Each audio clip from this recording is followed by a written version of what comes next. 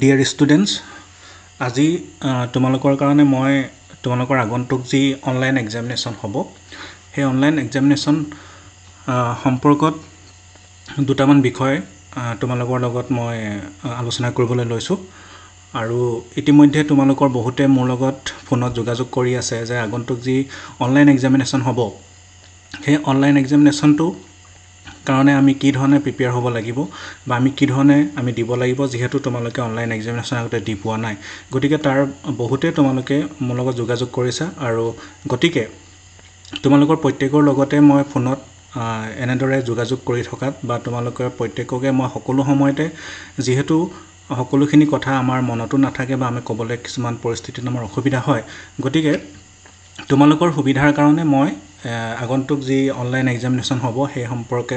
বিশ্ববিদ্যালয়ে যি গাইডলাইন্স দিছে সেই গাইডলাইন্স সম্পৰ্কে দুটামান কথা আলোচনা কৰিবলৈ লৈছোঁ। গতিকে আজিৰ এই যিটো ভিডিঅ' প্ৰস্তুত কৰিবলৈ লৈছোঁ এই ভিডিঅ'টোৰ মই টাইটেলটো দিছোঁ যে গাইডলাইন্স ফৰ অনলাইন এক্সামিনেশ্যন। তোমালোকে ইতিমধ্যে জ্ঞাত হৈছা যে বা ইতিমধ্যে তোমালোকে বিশ্ববিদ্যালয়ে তোমালোকৰ আগন্তুক যি পৰীক্ষা সম্পৰ্কত যিখন নটিফিকেশ্যন পাব্লিছ কৰিছে সেই নটিফিকেশ্যনখন নিশ্চয় লাভ কৰিছা। আৰু এই নটিফিকেশ্যনৰ তোমাৰ যিটো বিষয় আছে সেই বিষয়টো দিছে যে conduct of BA, BSc and BCom first and third semester under CBCS 2020 and BA, BSc, BCom second, fourth and sixth semester under non-CBCS 2021 backlog as well as regular examinations. আৰু লগতে এই নোটিছখনত তোমাৰ এইটো কথা কৈছে যে it is hereby informed to all concerned that BA, BSc, BCom first and third semester under CBCS 2020 regular as well as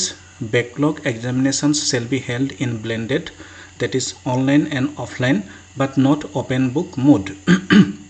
Also, the BA, BSc, BCom second, fourth and sixth semester under non-CBCS 2021 regular as well as backlog examinations shall be held in open book examination mode. Said examinations shall be held from the second half of the month of August 2021 tentatively. আৰু যদিও টেণ্টেটিভলি বুলি কৈছিল নটিফিকেশ্যনখনত, তোমালোকে ইতিমধ্যে গম পাইছা যে তোমালোকৰ যি ফাৰ্ষ্ট এণ্ড থাৰ্ড ছেমিষ্টাৰ যিটো CBCS আণ্ডাৰৰ যিটো পৰীক্ষা সেই পৰীক্ষাটো অহা আগষ্টৰ 16 তাৰিখৰ পৰা অনুষ্ঠিত হ'ব। সেই সম্পৰ্কত যিখন প্ৰগ্ৰেম সেই প্ৰগ্ৰেমখন ইতিমধ্যে ইউনিভাৰ্চিটিয়ে পাব্লিছ কৰিছে। গতিকে এই যিখন নটিফিকেশ্যন সেই নটিফিকেশ্যনখনত এইটো কথা উল্লেখ কৰিছে যে BA, BSc, BCom যিটো ফাৰ্ষ্ট এণ্ড থাৰ্ড ছেমিষ্টাৰ যিটো CBCS মোডৰ যিটো আছিল বা আণ্ডাৰ CBCSৰ যিটো ফাৰ্ষ্ট এণ্ড থাৰ্ড ছেমিষ্টাৰ যিটো পৰীক্ষা 2020 চনত অনুষ্ঠিত হ'ব লগা আছিল, কৰোনা মহামাৰীৰ কাৰণে সেই পৰীক্ষাটো অনুষ্ঠিত কৰিব পৰা নগ'ল। গতিকে বিশ্ববিদ্যালয়ে অহা 16 তাৰিখৰ পৰা তোমালোকৰ এই পৰীক্ষাটো অনুষ্ঠিত কৰিবলৈ লৈছে। আৰু এই পৰীক্ষাটো দুটা মোডত হ'ব, এটা হ'ল অনলাইন আৰু এটা হ'ল অফলাইন, অৰ্থাৎ ব্লেণ্ডেড মোডত হ'ব। তোমালোকে যদি ইচ্ছা কৰা কোনোবাই অনলাইনত দিব পাৰিবা আৰু যদি কোনোবাই ইচ্ছা কৰা তেনেহ'লে অফলাইনতো দিব পাৰিবা কলেজত। আগতে তোমালোকৰ যিটো মোডত পৰীক্ষা হয় অফলাইন সেই একে মোডতে অনুষ্ঠিত হ'ব। গতিকে আনহাতে তোমাৰ কি হয়, also the BA, BSc, BCom second, fourth and sixth semester non-CBCS 2021 regular as well as backlog examination shall be held in open book examination. কিন্তু যিখিনি non-CBCS আণ্ডাৰত যিখিনি তোমাৰ কি আছে যে ষ্টুডেণ্টছ আছে, যিখিনি পৰীক্ষা এতিয়া তোমাৰ ৰেগুলাৰ হিচাপে কেৱল 6 ছেমিষ্টাৰটো আছে, বাকী যি ছেকেণ্ড আৰু ফ'ৰ্থ ছেমিষ্টাৰ কথা উল্লেখ কৰিছে সেইখিনি বেকলগ হ'ব। গতিকে এইখিনি কিন্তু second, fourth and six semester এই পৰীক্ষাকেইটা কিন্তু অপেন বুক এক্সামিনেশ্যনত হ'ব। গতিকে এই দুটা পদ্ধতিত তোমাৰ কি হৈছে যে তোমালোকৰ পৰীক্ষাসমূহ অনুষ্ঠিত কৰিবলৈ লৈছে। CBCSৰ আণ্ডাৰৰ যিখিনি ফাৰ্ষ্ট এণ্ড থাৰ্ড ছেমিষ্টাৰ যিকেইটা পৰীক্ষা 2020 চনত হ'ব লগা আছিল সেই পৰীক্ষাখিনি যিকেইটা অনুষ্ঠিত কৰিব পৰা নহ'ল কৰোনা মহামাৰীৰ কাৰণে, সেই পৰীক্ষাকেইটা আগষ্টৰ 16 তাৰিখৰ পৰা অনুষ্ঠিত কৰিবলৈ লৈছে। আৰু এই পৰীক্ষাকেইটা তোমাৰ কি হ'ব, অনলাইন আৰু অফলাইন দুইটা মোডতে অনুষ্ঠিত হ'ব। আনহাতে second, fourth and six semester যি তোমাৰ non-CBCSৰ যিকেইটা পৰীক্ষা অনুষ্ঠিত হ'ব লগা আছে সেই পৰীক্ষাকেইটা কিন্তু অপেন বুক এক্সামিনেশ্যনত অনুষ্ঠিত কৰিব। আৰু এই সম্পৰ্কত তোমাৰ যিটো ছেকেণ্ড, ফ'ৰ্থ আৰু ছিক্স ছেমিষ্টাৰ যি পৰীক্ষাৰ যিটো সূচী যিখন প্ৰগ্ৰেম সেই প্ৰগ্ৰেমখন এতিয়ালৈকে তোমাৰ ইউনিভাৰ্চিটিয়ে পাব্লিছ কৰা নাই যিহেতু 6 সেমিষ্টাৰৰ তোমাৰ বা ফৰ্থ আৰু second semester form fill up এতিয়ালৈকে হোৱা নাই গতিকে ইউনিভাৰ্চিটি এতিয়ালৈকে প্ৰগ্ৰামখন দিব পৰা নাই বা দিয়া নাই গতিকে এই সম্পৰ্কে চাগে নিশ্চয় পাছত তোমাৰ সময়ত যথা সময়ত এই পৰীক্ষাৰ প্ৰগ্ৰাম ইউনিভাৰ্চিটিয়ে পাব্লিছ কৰিব কিন্তু এটা কথা এইখিনিতে ক'ব লাগিব যে হেতু হৈছে কি যে এই যিটো নন CBCSৰ যিটো পৰীক্ষা সেকেন্ড আৰু ফৰ্থ সেমৰ কাৰণে যিটো বেকলগ হ'ব এই সেকেন্ড আৰু ফৰ্থ সেমৰ কাৰণে কিন্তু পৰীক্ষাসূচীখন প্ৰত্যেক কলেজে নিজৰ নিজৰ সুবিধা মতে ঠিক কৰি ল'ব হেতু তোমালোকক মই পৰৱৰ্তী পৰ্যায়ত কৈ আছো যিয়ে নহওক এতিয়া আহো আমাৰ যিটো এই যি দুইটা তোমাৰ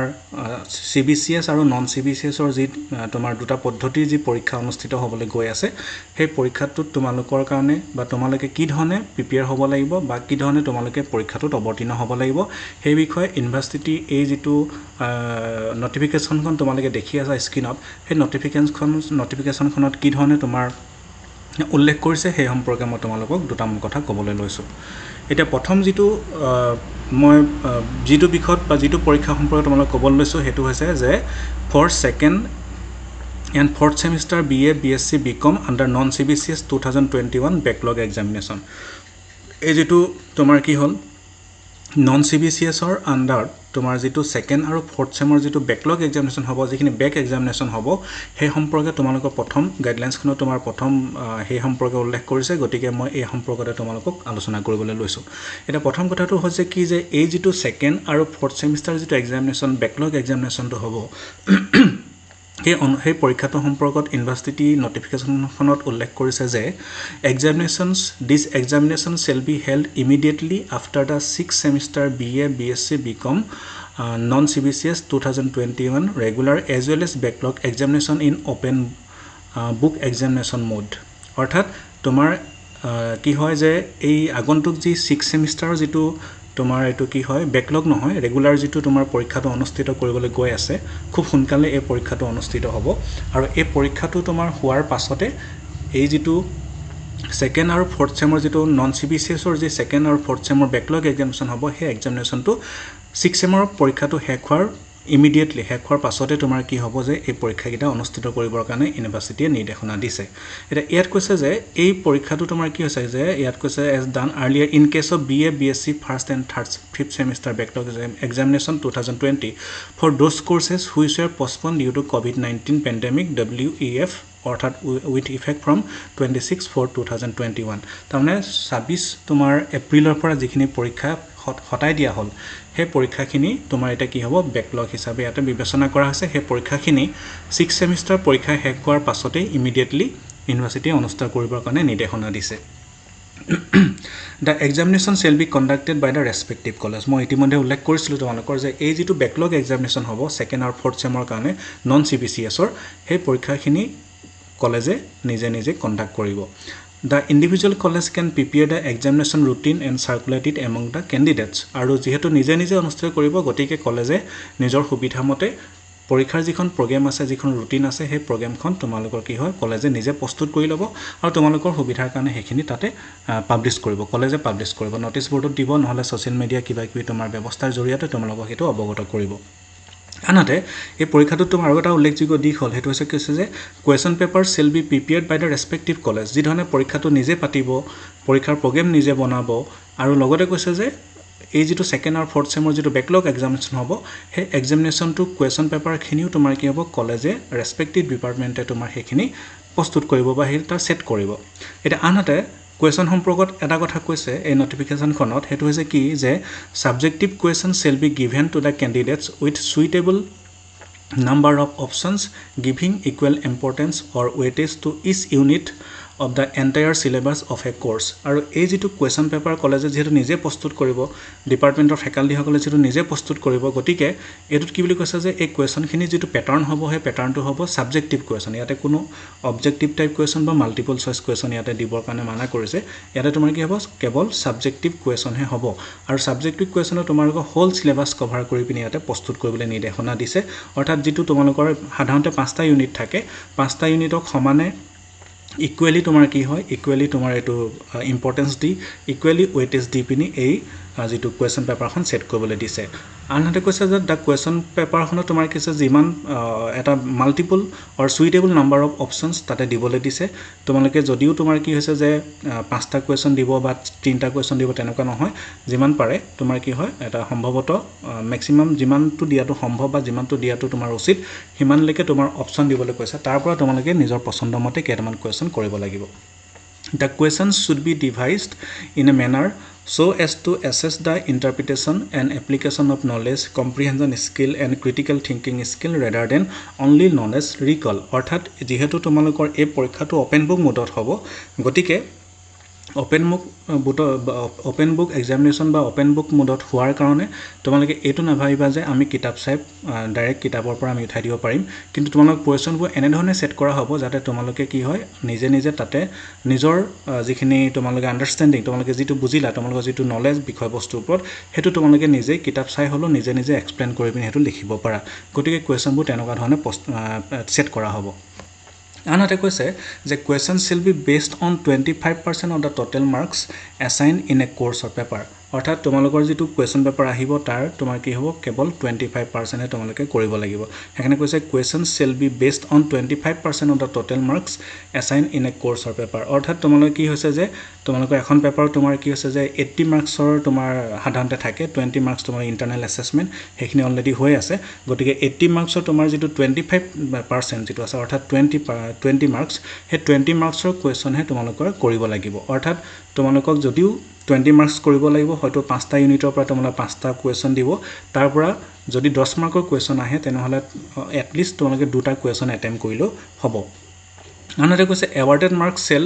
then be converted on the basis of original total আৰু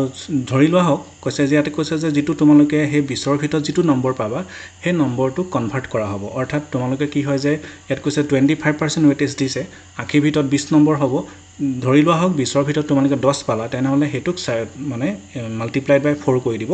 অৰ্থাৎ তোমাৰ কি হ'ব যে হেতু তোমালোকে 20ৰ ভিতৰত 10 পালে তাৰমানে তোমালোকে 80 ভিতৰত 40 পোৱাটো বুজাব গতিকে এনে ধৰণে তোমাৰ কি হৈছে যে তোমালোকে পৰীক্ষাটো অনুষ্ঠিত কৰিব the final marks shall be submitted to the university by the college আৰু এই যিটো 20ৰ ভিতৰত যিটো নম্বৰ পাবা বা 25% নম্বৰ ভিতৰত যিটো নম্বৰ পাবা হেতুক তোমাৰ কনভাৰ্ট কৰি পিনি তোমাৰ কি আছে তাৰ টোটেলটো যিটো কনভাৰ্ট কৰাৰ পাছত যিটো নম্বৰ হ'ব সেই নম্বৰটো আমি ইউনিভাৰ্চিটিলৈ পঠাব লাগিব এটা আনহাতে the maximum duration of the examination shall be of 90 minutes এতিয়া তোমালোকক কি হয় যিহেতু 20 মাৰ্কৰ কুৱেশ্যন তোমালোকক কৰিব লাগিব গতিকে তোমালোকৰ পৰীক্ষাৰ যিটো ডিউৰেশ্যন পৰীক্ষাৰ যিটো সময় সেইটো 90 মিনিটছ অৰ্থাৎ 1.5 ঘণ্টা responsibilities at the college level shall be given to all faculty members of the subject concern through the formation of miniature group of examinees for monitoring during the examination তোমালোকক monitoring কৰি থকা হ'ব আৰু তাৰ কাৰণে আমাৰ যিটো কলেজ লেভেলৰ যিখিনি ফেকাল্টি থাকে সেই কলেজৰ ফেকাল্টিসকলে তোমালোকক তাত মনিটৰিং কৰিব এতিয়া all the marks of left over practical papers if any shall be awarded purely on the basis of online viva voce examination to be conducted by the concerned department of the respective college examination centers in presence of the subject teacher and SOD এটা তোমালোকৰ যেটো 26 তাৰিখৰ পৰা যেহেতু 26 এপ্ৰিলৰ পৰা যেহেতু এই পৰীক্ষাখিনি পস্পন কৰা হৈছিল বা এখিনি বন্ধ কৰি দিয়া হৈছে ষ্টপ কৰি দিয়া হৈছিল সেই সময়লৈকে যদি কোনো ডিপাৰ্টমেণ্টে তোমাৰ প্ৰেক্টিকেল এক্সামিনেশ্যন যদি তোমাৰ অনুষ্ঠিত কৰিব নোৱাৰিলে তেনেহ'লে সেই প্ৰেক্টিকেল এক্সামিনেশ্যনৰ কাৰণে তোমাৰ কি আছে যে ভাইভা ভোজ বা ভাইভা তোমালোকৰ হ'ব আৰু ভাইভাখিনি কৰিব লাগিব সেইটো ডিপাৰ্টমেণ্টে SOD তত্ত্বাৱধানত সেইখিনি কৰিবলৈ নিৰ্দেশনাটো দিছে আনহাতে evaluation shall be based on the soft copies of the answer script submitted by the candidate to be certified by the faculties who is responsible for monitoring the concern candidate or on the hard copies. It is subject to the maintenance of proper record. College may also adopt the method of e-evaluation through Google Classroom or NLP or any other platform available developed by the college. এতিয়া কথাটো হৈছে কি যে তোমালোকে যেহেতু online পৰীক্ষা এটো হ'ব ওপেন বুক মোডত হ'ব যেহেতু গতিকে ইয়াৰ যেটো তোমালোকৰ যেটো এনসাৰ স্ক্ৰিপ্ট যিখন আছে সেই ইভালুৱেশ্যনটো কলেজতে কৰিব আৰু হেতু কৰিবৰ কাৰণে এই মেথডটো দিছে কোনবা অনলাইনো কৰিব পাৰে বা হেতু তোমাৰ অনলাইনত যেটো তোমালোকে যেটো সাবমিট কৰিবা সেই সাবমিট কৰাটো তোমাৰ প্ৰিন্ট আউট লৈ হেতু কলেজে নিজে হেতু ইভালুৱেট কৰিব এটো কলেজৰ বিশেষকৈ কলেজৰ কাৰণে নিৰ্দেশনা দিছে তো তোমালোকৰ কাৰণে ইমান বিষয় উল্লেখযোগ্য বিষয় নহয় আনহাতে কৈছে 11 নম্বৰত কৈছে যে the college are requested to conduct examinations as per the convenience but not later than 7 days after the completion of the 6th semester BA BSc BCom 2001 regular as well as backlog examination এটা যেহেতু নোটিফিকেশনখনত আগতে কৈছিল যে 6th semester পৰীক্ষাৰ হোৱাৰ immediate পাছতে তোমাৰ কি হৈছে যে এই যেটো সেকেন্ড ফৰ্থ সেমৰ যেটো backlog পৰীক্ষা অনুষ্ঠিত হ'ব হেকানে কৈছে যে ইয়াতে 7 দিনতকৈ বেছি পলম কৰিবলৈ কোৱা নাই ধৰা হোক তোমাৰ কি 6th semester examination ধৰা তোমাৰ আগষ্টৰ তোমাৰ 30 তাৰিখে শেষ হ'ল তাৰ এসপ্তাহৰ পাছত তে তোমাৰ কি কৰিব লাগিব এই যেটো সেকেন্ড বা ফৰ্থ backlog যেটো examination আছে হেতু অনুষ্ঠিত কৰিব লাগিব However, the final marks awarded to the candidates should be submitted to the university within 7 days from the last date of commencement of examination. আৰু হে পৰীক্ষাটো অনুষ্ঠিত যেটো হ'ব ৰেগুলাৰ এটো কি ব্যাকলগ যেটো সেকেন্ড ফৰ্থ সেমৰ যেটো পৰীক্ষা অনুষ্ঠিত হৈ শেষ হোৱাৰ 7 দিনৰ ভিতৰত এই কলেজে তোমাৰ কি তোমালোকৰ নম্বৰ হ'ব ইউনিভাৰ্সিটিয়ে পঠাব লাগিব the college shall have to submit the answer script to the university and as and when required গটিকে কথাটো হল কি যে এই যেটো তোমালোকৰ যেহেতু অনলাইন পৰীক্ষা হ'ব অনলাইন পৰীক্ষাত তোমালোকে যিখন হাৰ্ড কপি তোমালোকে ঘৰত লিখিবা যেটো এনসাৰ শিট থাকিব তোমালোকৰ হে এনসাৰ স্ক্ৰিপ্টখন ভালদৰে তোমালোকে ৰাখিবা ৰখাৰ পাছত কি হ'ব হেতু আমি পাছত হেখিনি তোমালোকৰ পৰা সিচুৱেচন যেটা নৰমাল হ'ব আমি হেখিনি কালেক্ট কৰি লম আৰু এই বস্তুখিনি তোমালোকৰ এনসাৰ স্ক্ৰিপ্টখিনি যেতিয়া ইউনিভাৰ্সিটিয়ে বিচাৰে আমি তেতিয়াই হেখিনি দিব লাগিব গটিকে এটো তোমালোকৰ কাষ্টডিত বৰ্তমান সময়ত তোমালোকে ৰাখিবা আৰু যেতিয়াই আমি কম বা যেতিয়াই আমি বিচাৰিম তেতিয়াই তোমালোকে হে বস্তু এই এনসাৰ স্ক্ৰিপ্টখিনি আমাক দিব লাগিব নেক্সট আহো first and third semester BA BSc BCom CBCS 2020 regular as well as backlog examination এটো হল CBCS আন্ডাৰত এটা পৰীক্ষাটো কেনে ধৰণে হ'ব এটা যেহেতু মই অলপ আগতে কৈ আহিলো যে এই যেটো ফাৰ্স্ট সেমিষ্টাৰ থাৰ্ড সেমিষ্টাৰ যেটো আন্ডাৰ CBCS যেটো পৰীক্ষা হ'ব তোমাৰ যেটো আগষ্ট 16 তাৰিখৰ পৰা যিখন প্ৰগ্ৰাম ইতিমধ্যে ওলালে হে পৰীক্ষা সম্পৰ্কত মই তোমালোকক এতিয়া ক'বলৈ লৈছো ইয়াতে কৈছে যে examination shall be held in blended but not OBE mode by covering entire syllabus এটা তোমালোকৰ যেটো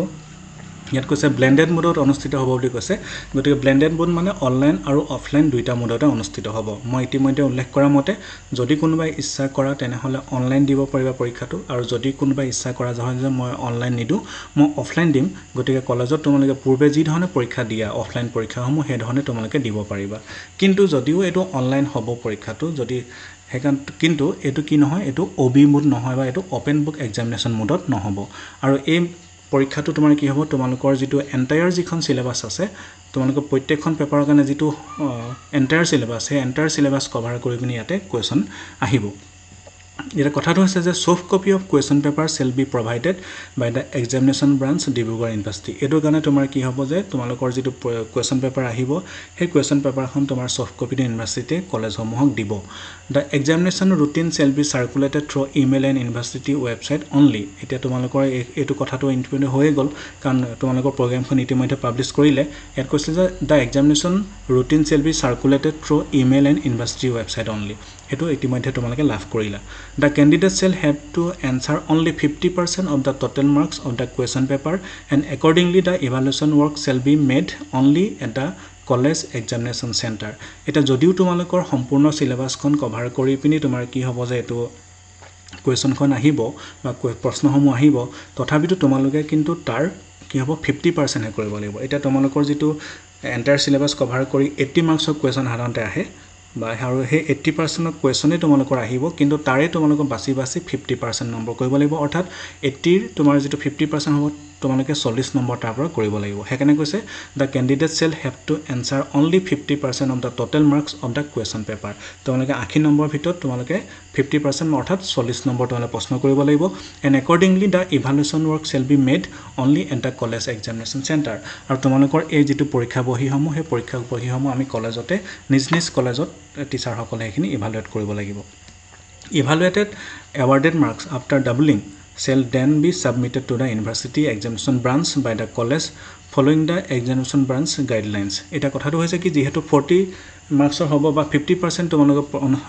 পৰীক্ষা প্ৰশ্ন এনসাৰ কৰিব লাগিব গতিকে হে 50% বা 40 নম্বৰ ভিতৰত তোমালোকে যেটো নম্বৰ লাভ কৰিবা হে নম্বৰটোক আমি ডাবল কৰি পিনি ইউনিভাৰ্সিটিত আমি সাবমিট কৰিব লাগিব সাপোজ তোমালোকে 40 ৰ ভিতৰত যদি কেনেবাকে 35 পোৱা তেনেহলে হে 35 টো তোমাৰ 70 হ'ব আৰু সেই 70 মাৰ্কছটো আমি কি হ'ব আমি ইউনিভাৰ্চিটিক দিব লাগিব গতিকে এটো তোমাৰ কি হৈছে যে এই কথাখিনি তোমালোকে এটো মনত ৰাখিবা যাতে তোমালোকে যদিও তোমাৰ কি হয় 80 নম্বৰ কোৱেশ্চন আহে তোমালোকে সকলো কোৱেশ্চন পাৰিম বুলি ভাবি যে 80 নম্বৰে আমি এটেম্প কৰিম তেনেকুৱা নহয় তোমালোকে কেৱল 50% কৰিবা তাৰ পৰা অৰ্থাৎ 50% মানে 40 নম্বৰ এনসাৰ তোমালোকে তাত কৰিব লাগিব আনহাতে for full theory papers of more than 50 marks time allowed is 2 hours and for half theory papers of 50 marks or less than 50 marks time allowed is 1.5 hour only এটা তোমালোকৰ কি আছে যে যিবোৰ তোমাৰ কি হৈছে যে আমাৰ কোৱেশ্চন পেপাৰ যিবোৰ 50 মাৰ্কছতকৈ বেছি আছে সেই তেনেকুৱা ধৰণৰ বিষয়সমূহৰ কাৰণে তোমাৰ কি হ'ব তেনেকুৱা ধৰণৰ পৰীক্ষাসমূহৰ কাৰণে 2 ঘণ্টা সময় দিব আৰু যিবোৰ টোটাল মাৰ্কটো 50তকৈ কম সেইবোৰৰ কাৰণে তোমাৰ কি হ'ব যে 1.5 ঘণ্টা সময় দিব ইতিমধ্যে তোমালোকৰ প্ৰগ্ৰামখনত যেহেতু কথাটো মেনশন কৰিছে হেতু হৈছে কি যে তোমালোকে এই যি 50%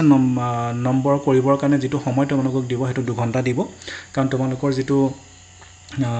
প্ৰত্যেকখন পেপাৰৰ কাৰণে যেটো নিৰ্ধাৰিত নম্বৰ হেতু 80 50তকৈ বেছি গতিকে তোমালোকে 2 ঘণ্টা সময় পাবা 2 ঘণ্টা সময়ত তোমালোকে 40 মাৰ্কৰ নম্বৰ কৰিব লাগিব এটা কোনবা বিষয়ত যদি তোমাৰ কি আছে প্ৰেক্টিকেল আছে আৰু প্ৰেক্টিকেলৰ নম্বৰ যদি তোমাৰ কি হয় 50তকৈ কম হয় তেনেহলে তেওঁলোকে কিন্তু এটো কি হয় যে কোনবা বিষয়ত যদি তোমাৰ কি আছে প্ৰেক্টিকেল আছে আৰু সেই প্ৰেক্টিকেল আৰু থিওৰি কাৰণে নম্বৰটো ভাগ কৰা হয় ধৰা প্ৰেক্টিকেলত তোমাৰ 60 মাৰ্ক আছে আৰু থিওৰিত তোমাৰ 40 মাৰ্ক আছে গতিকে সেই 40 মাৰ্কৰ হেতে থিওৰি পেপাৰখন তোমালোকৰ পৰীক্ষা অনুষ্ঠিত হ'ব গতিকে যি সকল 40 মাৰ্ক আছিলে সেই সকলৰ কাৰণে সময়টো কিন্তু 1.5 ঘণ্টা দিব আনহাতে it কৈছে যে responsibilities as at the college level shall be given to all faculties of the subject concerned through the formation of miniature group of examination for monitoring during the examination তোমালোকৰ examination যেটো অনলাইনত হ'ব আৰু হেতু monitoring কৰিবৰ কাৰণে আমাৰ college লেভেলত কিছুমান সৰু ভাগত আমাৰ টিচাৰ সকলক ভাগ কৰি দিব আৰু তোমালোকৰ সকলোৰে পৰীক্ষাটো আমি মনিটৰ কৰিব লাগিব All the marks of practical papers shall be awarded purely on the basis of online viva voce examination to be conducted by the concerned department of the respective college examination center in presence of the subject teacher and SOD. আৰু যি সকলৰ তোমাৰ কি আছে যে practical এতিয়ালৈকে অনুষ্ঠিত নহল কলেজৰ সেই প্ৰেক্টিকেল সমূহ এতিয়া প্ৰেক্টিকেল ধৰা নহয় তাৰ হলনি কি কৈছে যে ভাইভা ভোজ হ'ব আৰু সেই ভাইভাটো কলেজে নিজে পাতিব লাগিব আৰু তাত যিখন পেপাৰত তোমাৰ প্ৰেক্টিকেল আছে সেই প্ৰেক্টিকেল পেপাৰখন যোনে পঢ়াব বা যোনে পঢ়াইছিল তেওঁ লগতে ডিপাৰ্টমেন্টৰ যিজন এছডি থাকে এছডিৰ উপস্থিতিত হেখিনি কৰিব লাগিব আনহাতে লগতে কৈছে যে evaluation work shall be carried out by the concerned college examination center একে বাকি যেটো তোমাৰ ব্যাকলগ এক্সামিনেশন সম্পৰ্কত মই যিখিনি কথা কৈ আহিলো অলপ আগতে একে ধৰণে তোমালোকৰ যেটো পৰীক্ষাৰ যিখিনি আনসাৰ স্ক্ৰিপ্ট থাকিব সেই আনসাৰ স্ক্ৰিপ্টখিনি প্ৰত্যেকখন কলেজে নিজৰ ষ্টুডেণ্টখিনিৰ কাৰণে হেতু ইভালুৱেট কৰিব পাৰিব অৰ্থাৎ আমাৰ যি কলেজত তোমালোকৰ এক্সামিনেশন সেই এক্সামিনেশনৰ বহিখিনি আমি নিজে ইভালুৱেট কৰিব লাগিব for this download verified copy of the answer script certified by the faculty or SOD who will be entrusted the responsibility of monitoring the concerned examinee or original hard copy of the answer script in case of offline submission বা offline examination shall be considered for evaluation আৰু এটো তাৰ কাৰণে কি আছে যে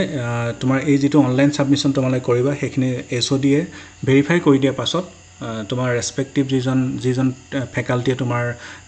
নিজৰ পেপাৰখনৰ যেটো ইভালুৱেশ্যন হে ইভালুৱেশ্যনটো কৰিব পাৰিব subject to the maintenance of proper record college examination centre may adopt the method of evaluation through Google classroom or NLP or any other platform available or developed by the college examination center এতিয়া এই ইভালুৱেশ্যনটো তোমাৰ কি হ'ব কলেজে যি মতে সুবিধা হয় সেই মতে তোমালোকক ইভালুৱেশ্যন কৰিবলৈ দিছে তাৰ কাৰণে হয়তো গুগল ক্লাছৰুম ল'ব পাৰিব বা NLP ল'ব পাৰিব বা অন্য ব্যৱস্থাও যদি কলেজে ডেভেলপ কৰিলে তেনেহলে সেই ধৰণে ইভালুৱেট কৰিব পাৰিব the evaluation work at the college examination center shall be completed within 7 days from the last date of examination আৰু তোমালোকৰ পৰীক্ষা শেষ হোৱাৰ 7 দিনৰ ভিতৰত আমি সেই গুটেই ইভালুৱেশ্যন প্ৰক্ৰিয়াটো শেষ কৰিব লাগিব আৰু সেই নম্বৰখিনি আমি ইউনিভাৰ্চিটিত দিব লাগিব the college examination center shall have to submit the answer script of the candidate to the university as and when required মই অলপ আগতে কৈ আহিলো যে তোমালোকৰ বাকি এটো নন CBCS ৰ যেটো সেকেন্ড আৰু ফৰ্থ সেমৰ যেটো ব্যাকলগ এক্সামিনেশনৰ ক্ষেত্ৰত যি ধৰণে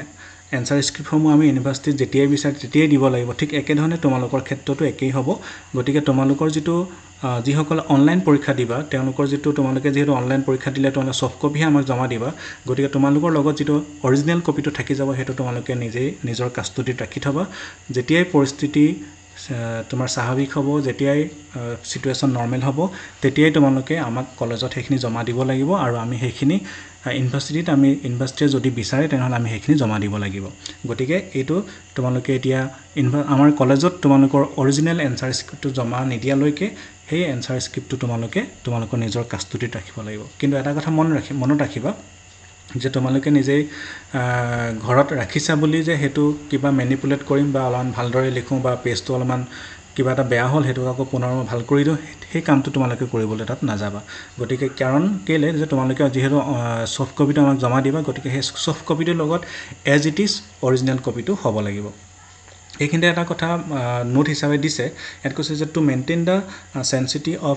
examination the university authority shall take necessary measures for monitoring all the aforementioned examination কিন্তু এটো কৈছে যে ইউনিভাৰ্সিটিয়ে যদিহে প্ৰয়োজন বোধ কৰে তেনেহলে তোমালোকৰ যেটো অনলাইন এক্সামিনেশন হ'ব বা অফলাইন এক্সামিনেশন হ'ব হেতু লাগিলে CBCS আন্ডাৰতে হওক বা নন CBCS হওক বা বেকলগে হওক বা ৰেগুলাৰে হওক এই পৰীক্ষাখিনি ইউনিভাৰ্সিটিয়ে তেওঁলোকৰ নিজৰ ফালৰ পৰা মনিটৰিং কৰাৰ ব্যৱস্থাটো কৰিছে যদিহে প্ৰয়োজন বোধ কৰে তেনেহলে তেওঁলোকে হেতু মনিটৰিং কৰিব পাৰিব এটা আনহাতে কৈছে ইয়াত কৈছে guidelines for the candidates for open book and online mode of examination গতিকে অনলাইন যিসকলে অনলাইন দিব বা যিসকলে ওপেন বুক দিব তেওঁলোকৰ কাৰণে ইউনিভাৰ্সিটিয়ে বেলেগ ধৰণে গাইডলাইনছ দিছে আৰু সেই গাইডলাইনছখিনি সম্পৰ্কত মই তোমালোকক এতিয়া ক'বলৈ লৈছো ইয়াত কৈছে যে the candidates shall be allowed to sit in write the open book examination from their home place of residence এটা অনলাইন যিসকলে দিব তেওঁলোকে অনলাইন দিয়া পৰীক্ষাৰ্থীসকলক তেওঁলোকে ঘৰৰ পৰাই পৰীক্ষাটো দিব পাৰিব বুলি কৈছে বা এইখিনিতে এটা কথা কৈ থওঁ যিসকলৰ ঘৰত যদি কেনেবাকৈ নেটৱৰ্কৰ প্ৰবলেম থাকে যেটো অনলাইন মোডত যেতিয়া পৰীক্ষা হ'ব তেতিয়া তোমালোকৰ মোবাইলৰ কেমেৰা বা ল্যাপটপৰ কেমেৰা তোমালোকে অন কৰি থব লাগিব তোমালোকৰ অনলাইন তোমালোকে মনিটৰিং কৰি থকা হ'ব গতিকে যিসকলৰ ঘৰত কেনেবাকৈ যদি নেটৱৰ্কৰ প্ৰবলেম থাকে তেনেহলে যত নেটৱৰ্ক সুবিধা হয় তোমালোকৰ ওচৰ পাজৰ যদি কবাৰ ঘৰত যদি তোমালোকে পৰীক্ষাটো দিবলৈ সুবিধা পোৱা তেনেহলে যেটো অঞ্চলত বা যেটো জায়গাত তোমালোকে নেটৱৰ্কটো ভালকে পোৱা সেই জায়গাৰ পৰা তোমালোকে দিব পাৰিবা ইয়াত যদিও এট কৈছে যে তোমালোকে নিজৰ ঘৰৰ পৰা দিব পাৰিবা বুলি কৈছে নিজৰ ঘৰত নহলো হ'ব বেলেগৰ ঘৰৰ পৰা দিলেও হ'ব বা তোমালোকে যত সুবিধা হয় তাৰ পৰা তোমালোকে দিব পাৰিবা However, they shall have to complete answering the question of the examination and submit the same to the college within the stipulated time as stated in the question paper. আৰু তোমালোকে কি হয় যে তোমালোকে যদিও ঘৰৰ পৰা দিবা পৰীক্ষাটো এটি যেহেতু কৈছে যে এটো তোমালোকৰ পৰীক্ষা 2 ঘণ্টাৰ কাৰণে হ'ব 2 ঘণ্টাৰ ভিতৰতে কিন্তু তোমালোকে পৰীক্ষাটো কি কৰিব লাগিব হেক কৰিব লাগিব আৰু তাৰ পাছত এটা নিৰ্দিষ্ট সময় তোমালোকক দিব সেই সময়ছোৱাৰ ভিতৰতে তোমালোকে হেখিনি ধৰা স্ক্যান কৰি যিখিনি পেজ আছে এনসাৰ শিটটো স্ক্যান কৰাৰ পাছত PDF কৰি কলেজলৈ তোমালোকে ইমেইলত বা গুগল ক্লাছৰুমত বা অন্য যেটো ব্যৱস্থা কলেজে লয় সেই ব্যৱস্থা তোমালোকে হেতু আপলোড বা হেতু মেইলত সেন্ড কৰিব লাগিব গতিকে তোমালোকে কি তোমালোকৰ যেটো পৰীক্ষাৰ যেটো নিৰ্ধাৰিত যেটো সময় থাকে 2 ঘণ্টাৰ সময় সেই 2 ঘণ্টা সময়ৰ ভিতৰতে তোমালোকে লিখি হেক কৰিব লাগিব তাৰ পাছত 2 ঘণ্টাৰ পাছত যেটো অতিৰিক্ত সময় তোমালোকক এটো আপলোড কৰিবৰ কাৰণে বা ইমেইল সেন্ড কৰিবৰ কাৰণে বা স্ক্যান কৰিবৰ কাৰণে যেটো সময় দিব সেই সময়ছোৱাৰ ভিতৰতে কিন্তু তোমালোকে হেখিনি সেন্ড কৰিব লাগিব 2 নম্বৰটো কৈছে candidates shall be allowed to access refer to all the books or e-resources to write their answer only in case of OBE mode এটা কথাটো হৈছে যে এই যেহেতু তোমাৰ এটো কি হ'ব যে 6 সেমিষ্টাৰত তোমাৰ কি হ'ব 6 সেমিষ্টাৰ যেটো ৰেগুলাৰ মোড পৰীক্ষা হ'ব হেতু যেটো OBE মোডত হ'ব ওপেন বুক এক্সামিনেশনত হ'ব এই ক্ষেত্ৰত তোমাৰ কি হৈছে এটো কিন্তু তোমাৰ ফাৰ্স্ট সেম আৰু থাৰ্ড সেম যিখিনি CBSS আন্ডাৰত আছে হেতু ক্ষেত্ৰত প্ৰযোজ্য নহয় এটো কেৱল 6 সেমিষ্টাৰ যেটো ওপেন বুক মোডত যেটো পৰীক্ষা হ'ব ৰেগুলাৰ হেতু ক্ষেত্ৰতে প্ৰযোজ্য হ'ব এই কথাটো এত কৈছে যে candidates shall be allowed to access refer to all the books or e-resources to write their answer only in case of OBE কাৰণ ওপেন বুক এক্সামিনেশনৰ যিখিনি অনলাইন পৰীক্ষা হ'ব সেই ক্ষেত্ৰত তোমাৰ কি হ'ব যে এটো তোমাৰ ষ্টুডেন্ট সকলক বা তোমালোকক কিতাপ বা অন্য যি e-resources আছে ইলেক্ট্ৰনিক ৰিসোৰ্সেস আছে হেখিনি সহায় লব পাৰিবা বুলি কৈছে however their answer should not be replicated in exact form from such resources or from such sources কিন্তু যদিও কিতাপ চাবলৈ দিব তোমালোকে as it is কিতাপৰ পৰা তোমালোকে তাত তুলি দিব নোৱাৰিবা গতিকে যদিও অপেন বুক বুলি কৈছে তোমালোকে কিতাপখনৰ সহায় ল'ব পাৰিবা কিন্তু তোমালোকে নিজৰ ভাষাৰে কথাখিনি লিখিব লাগিব তোমালোকে কিন্তু কিতাপৰ পৰা ডাইৰেক্ট লাইন বাই লাইন তোমালোকে তাতে উঠাই দিব নোৱাৰিবা 3 নম্বৰতে কৈছে the candidate who are going to appear the BA BSc BCom first and third semester CBCS regular as well as backlog examination 2021 in online mode shall be allowed to appear the examination from their home place of residence একে ধৰণৰ কথা যিসকলে CBCS under যেটো first and third semester যিখিনি পৰীক্ষাৰ্থী দিবা online দিবা তেওঁলোককো তোমাৰ কি বুলি কৈছে যে এটো নিজৰ ঘৰৰ পৰা বা তোমালোকৰ নিজৰ সুবিধাৰ মতে যিকোনো অঞ্চলৰ পৰা তোমালোকে পৰীক্ষাটো দিব পাৰিবা they will not be allowed to access refer to any book or e-resources to write their answer like in case of the OB যেটো তোমালোকৰ পৰীক্ষাৰ মোডটো OB নহয় বা ওপেন বুক এক্সামিনেশন নহয় গতিকে তোমালোকৰ পৰীক্ষাটো অনলাইন হলেও তোমালোকক কিন্তু কিতাপ বা অন্যান্য ই-ৰিসোৰ্সৰ সহায় লৈ পিনি তাতে লিখিবলৈ দিয়া নহব however they shall have to complete answering the question of the examination and submit the same to the college within the stipulated time as stated in the question paper একে ধৰণে মই যেটো 6 সেমৰ যেটো OB মোডৰ ক্ষেত্ৰত যেটো কথা কৈছিলো তোমালোকৰ কাৰণে একে হ'ব যে তোমালোকৰ পৰীক্ষাটো 2 ঘণ্টা হ'ব আৰু 2 ঘণ্টাৰ বা 1.5 ঘণ্টা হওক বা 2 ঘণ্টা হওক যিয়ে নহওক হে 1.5 ঘণ্টা 2 ঘণ্টা তোমাৰলৈকে লিখাৰ পাছত এটা নিৰ্ধাৰিত সময় দিব সেই সময়ৰ ভিতৰত কিন্তু তোমালোকে এনসাৰ স্ক্ৰিপ্টখিনি গুগল ক্লাছৰুমে হওক বা ইমেইলতে হওক বা অন্যান্য যি মেথড পৰীক্ষা কেন্দ্ৰসমূহে দিব বা ৰেসপেক্টিভ কলেজসমূহে দিব সেই মতে তোমালোকে কি কৰিব লাগিব নিৰ্দিষ্ট সময়ৰ ভিতৰত এটো আপলোড কৰিব লাগিব বা ইমেইলত সেন্ড কৰিব লাগিব গতিকে এই ক্ষেত্ৰত তোমালোকে খুব সাৱধান হ'বা গতিকে তোমালোকে এটো নাভাবিবা যে যেটো ঘৰতে লিখিছো গতিকে কোনেনো চাই থাকিব কিন্তু আমি 1.5 ঘণ্টা বা 2 ঘণ্টাতকৈ বেছি সময় লিখি পিনি আমি অলপ পাছতেও আমি এনসাৰ শিটবোৰ আমি জমা দিব পাৰিম হেতু তোমালোকে নাভাবিবা গতিকে হেকাৰণে কিছু যে যেটো সময় তোমালোকৰ নিৰ্ধাৰিত সময় আছে নিৰ্ধাৰিত সময়ত তোমালোকে লিখিবলৈ চাবা আৰু নিৰ্ধাৰিত সময়ৰ ভিতৰত তোমালোকে হেখিনি জমা দিবলৈ চাবা Another question paper shall be uploaded in Google Classroom platform on the scheduled date of a particular examination at least 20 minutes before the start of examination time by the principal of the respective college. এটা তোমালোকৰ যেটো question paper হে question paper টো তোমালোকৰ 20 মিনিটৰ আগতে দিয়া হ'ব বুলি কৈছে ইয়াৰ ক্ষেত্ৰত কৈছে Google Classroom বুলি কৈছে যে এটো Google Classroomতো হ'ব পাৰে বা অন্য ব্যৱস্থাও কলেজে গ্ৰহণ কৰিব পাৰে যদি Google Classroom লয় তেনেহলে হে Google Classroomত 20 মিনিটছৰ পৰীক্ষা আৰম্ভ হোৱাৰ 20 মিনিটছৰ আগতে কোৱেশ্চন পেপাৰখন আপলোড কৰিব আৰু তোমালোকে তাৰ পৰা কোৱেশ্চন পেপাৰখন চাই লৈ তোমালোকে প্ৰশ্ন কৰিব পাৰিবা আনহাতে কৈছে that the question paper may also be accessed by the candidate through their WhatsApp group যদিহে Google Classroom নকৰে WhatsApp গ্ৰুপতো তোমালোকে কি কৰিব পাৰিব কলেজৰ পৰা কলেজ অথৰিটিয়ে বা যিসকল পৰীক্ষাৰ লগত জড়িত থাকে তেওঁলোকে কোৱেশ্চন পেপাৰখন WhatsApp গ্ৰুপতো দিব পাৰিবা গতিকে তোমালোকে এটো চিন্তা নকৰিবা যে কেৱল Google Classroomতে দিব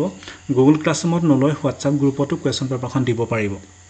Hence, the candidates are advised to form WhatsApp group. গতিকে তোমালোকৰ এটা WhatsApp group এটা খুব প্ৰয়োজন হ'ব যদিহে WhatsApp group কৰে যদি Google Classroom কৰে তেনে Google Classroomত তোমালোকে সোমাব লাগিব যদি WhatsApp group কৰে তেনে তোমালোকে WhatsApp groupত থাকিব লাগিব with their active WhatsApp number আৰু গতিকে যিসকলৰ যদি কেনেবাকৈ কলেজে WhatsApp group কৰে তেনেহলে তোমালোকৰ সকলোৱে নিজৰ যেটো এক্টিভ তোমাৰ WhatsApp নম্বৰ থাকে সেই WhatsApp নম্বৰটোৱে তোমালোকে WhatsApp গ্ৰুপটোত ইনভলভ হৈ লবা and join themselves with the concerned course teacher principal of the college institute to facilitate the process of OB as well as online examination further গতিকে ইয়াৰ যেতিয়া তোমালোকে কি WhatsApp গ্ৰুপত জড়িত হৈ লবা বা WhatsApp গ্ৰুপত তোমালোকে অন্তৰ্ভুক্ত হৈ লবা তেতিয়া তোমালোকে কোৱেশ্চন পেপাৰখন পোৱাত সহায় হ'ব 5 number question candidates are advised to clearly mention the roll number as per the admit card issued by the university name of the examination course title and course code date of examination self signature numbering of pages mention of the total page in their answer script এইখিনি কথা তোমালোকে answer sheet ত লিখিব লাগিব এত কৈছে যে candidates are advised to clearly mention the roll number তোমালোকৰ যেটো পৰীক্ষা roll number যেটো admitত দিলে তোমালোকে admit ইতিমধ্যে সংগ্ৰহ কৰিছিলা সেই roll numberটো তোমালোকে লিখিব লাগিব name of the examination কি পৰীক্ষা হয় BS first semester নে BA third semester নে BA fifth semester নে তোমাৰ BA sixth semester হে কথাটো মেনশন কৰিব লাগিব লগতে কৈছে course title and course code প্ৰত্যেকখন পেপাৰৰ এটা টাইটেল থাকে প্ৰত্যেকখন পেপাৰৰ এটা course code থাকে যেনে CBCS আন্ডাৰ তোমাৰ C1 বা C3 C2 তেনেকৈ পেপাৰ কোড থাকে আৰু পেপাৰ টাইটল এটা থাকে যেনে প্ৰত্যেকখন ছাবজেক্টৰ কাৰণে বেলেগ বেলেগ টাইটল হ'ব গতিকে সেই টাইটল অনুসৰি তোমালোকে লিখিবা ডেট অফ এক্সামিনেশ্যন কোনটো ডেটত পৰীক্ষাটো হৈছে সেলফ সিগনেচাৰ তোমালোকৰ সিগনেচাৰ তাতে দিব লাগিব নাম্বাৰিং অফ পেজ কিমান পেজ লিখিলা মেনশনিং দ্য টোটেল পেজ তোমালোকে কেইটা পেজ লিখিছা সেইখিনি কথা তোমালোকে তাতে উল্লেখ কৰিব লাগিব additionally they should sign in each pages of the answer script তোমালোকে প্ৰত্যেকখন পেজতে তোমালোকে সাইন কৰিব লাগিব specimen of the first and the subsequent pages of answer script have been shown in Annexure B and Annexure C respectively for ready reference of the candidate তোমালোকক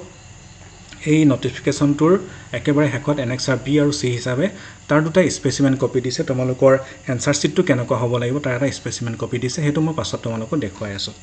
next কৈছে maximum number of pages per course paper shall not exceed the limit of 20 pages in A4 size paper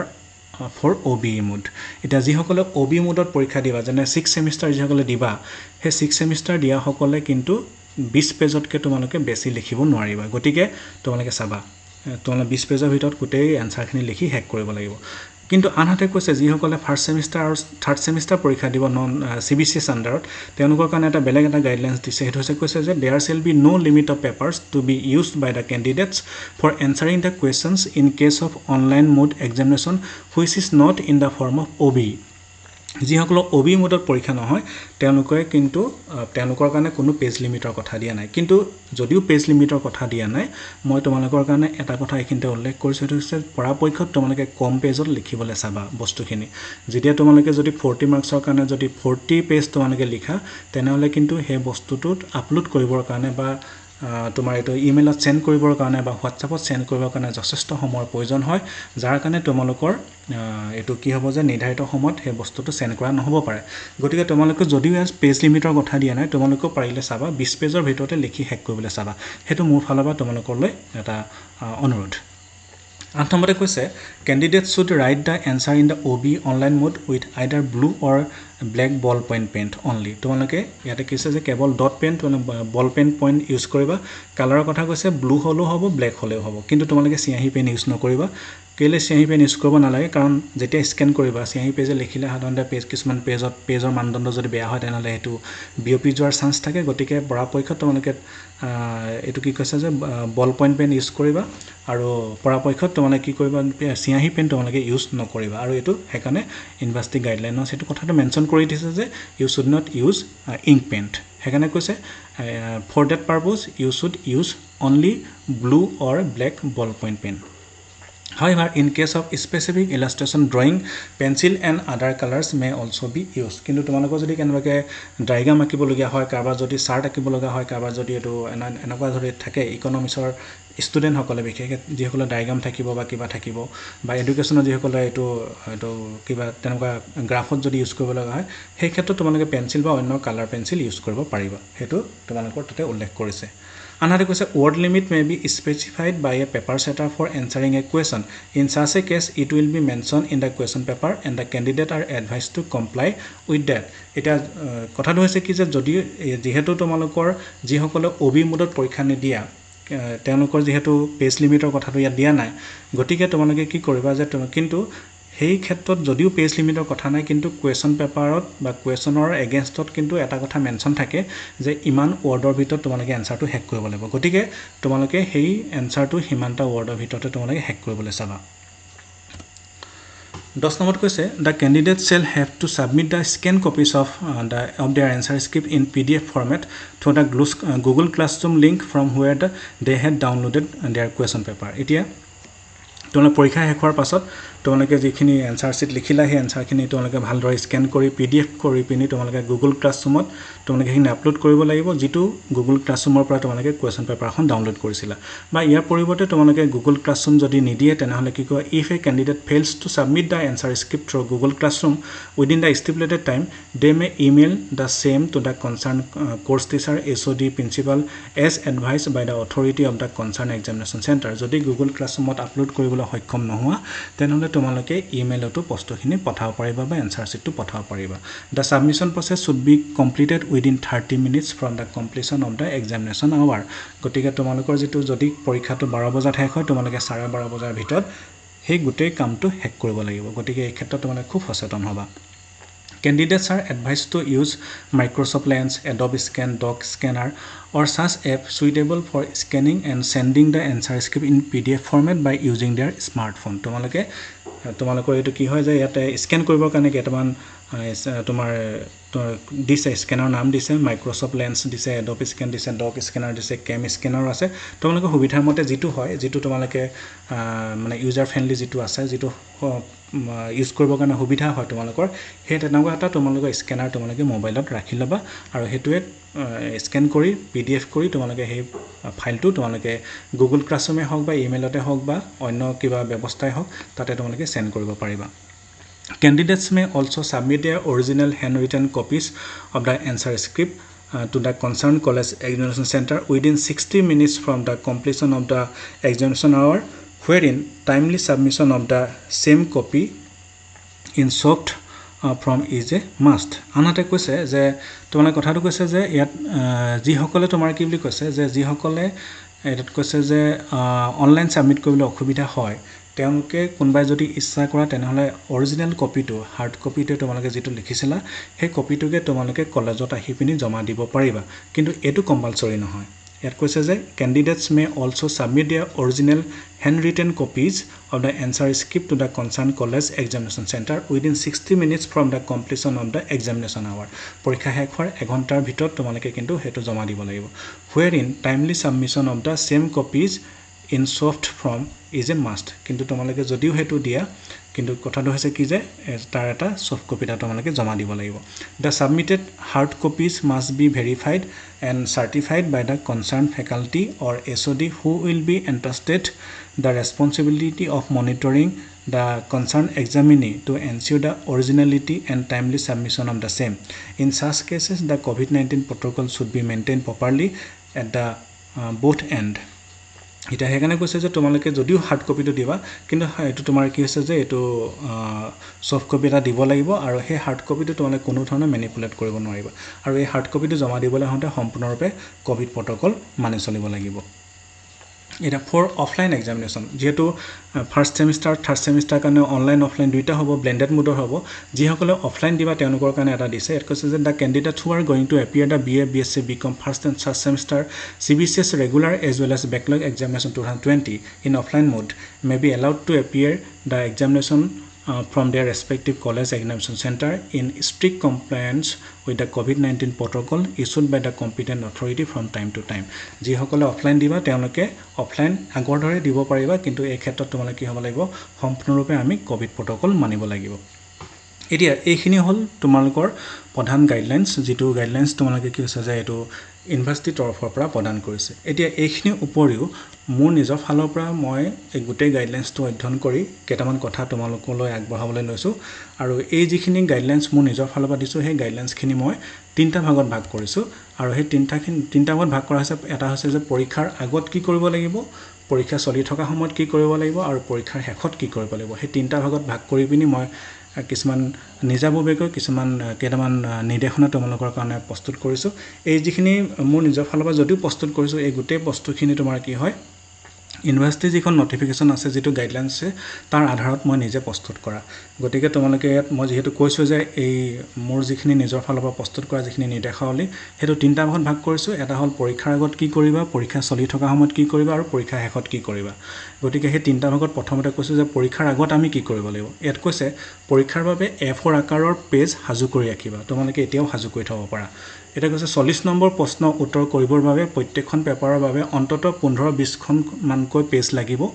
হেয়ে 4খন পেপাৰৰ বাবে প্ৰয়োজনীয় সংখ্যক page আগতীয়াকৈ তোমালোকে যোগাৰ কৰি লবা সম্ভৱ হলে এই পেজ কেটা ডিটিপি কৰি প্ৰিন্ট কৰি লবা আৰু প্ৰয়োজন অনুসৰি জেৰক্স কৰি লবা ইচ্ছা কৰিলে আজিও তোমালোকে ঠিক কৰি থব পাৰা প্ৰত্যেকখন পেপাৰৰ বাবে সাজু কৰা পেজসমূহৰ প্ৰত্যেকখনতে পেজ নাম্বাৰ দি